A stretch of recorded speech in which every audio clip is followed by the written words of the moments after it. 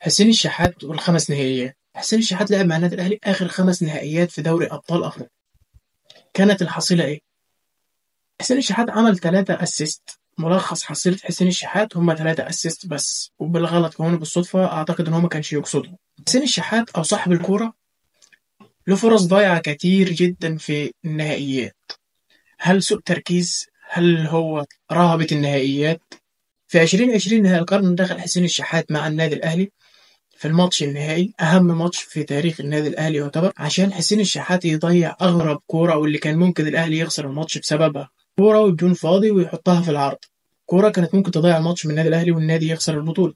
في 2021 قدام كايزر تشيفز، فريق ضعيف، فريق وصل للنهائي محليل، فريق يعني وصل النهائي بالصدفة، ملهوش أي بصمة نهائي في الماتش. حسين الشحات اللي يعتبر كان من أهم الوينجات في الدوري المصري ملهوش أي بصمة في الماتش النهائي، ولا حتى بأسيست ولا حتى بشوطة بالغلط. وفي 2022 قدام الوداد، حسين الشحات بتضيع منه كورة بمنتهى الغرابة. الكورة معمولة له عرضية، حسين الشحات ما بيعرفش يستلمها عشان تترد بهدف تاني على النادي الأهلي. الكورة أهي، تابع معايا الكورة. حسين الشحات ما عرفش يستلم الكورة، تردت على النادي الاهلي بهدف تاني. اي نعم في غلطه من محمد هاني والشناوي، في غلطات، في كارثه عملوها، بس هو السبب الاساسي من حسين الشحات يعني ما كلفش يروح ويرجع يرتد ان هو يعمل تغطيه دفاعيه.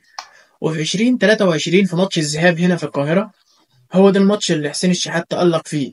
عمل 2 اسيست بالغلط ما كانش يقصدهم نهائي، واحد لبيرسي تاو والتاني لكهربا. وفي 2024 حسين الشحات في غياب علي معلول هو اللي بيلعب العرضيات. هو كان نفسه طبعا انه يلعب العرضيه ويروح هو يجري يلعبها براسه، بس لسوء الحظ انه ما عرفش يعمل كده.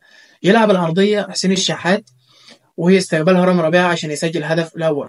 فيضيع حسين الشحات فرصه سهله جدا كانت ممكن تخلص الماتش، وكان ممكن تريح النادي الاهلي كتير. وبيدخل حسين الشحات في دوامه ان هو عايز يحقق التارجت بتاعه، بان هو يخرج جمهور النادي الاهلي من المله، وان هو يخليهم كلهم يقلبوا شيعة ويقولوا ارحمنا يا حسين. حسين الشحات حصلت 5 نهائيات، 3 اسيست بالغلط وبالصدفة. اعتقد ان هو ما كانش قصده ان هو يعملهم نهائي، لان هو بيبقى نازل عنده تارجت بس ان هو انا صاحب الكورة، انا كاتب كتابي على الكورة مش هديها لحد.